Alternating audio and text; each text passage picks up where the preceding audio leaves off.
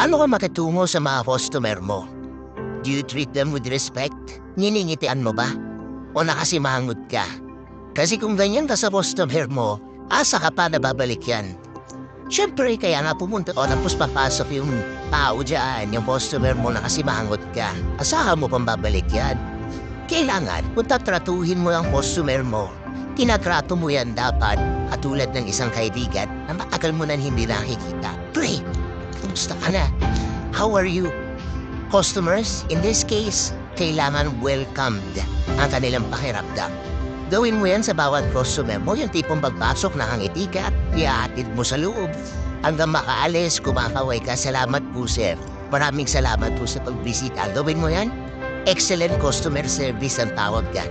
Tratuhin mo na masama ang customer mo. O, wala. Makakarating pa yan sa ibang tao na bastos ka. Ang mangyayari?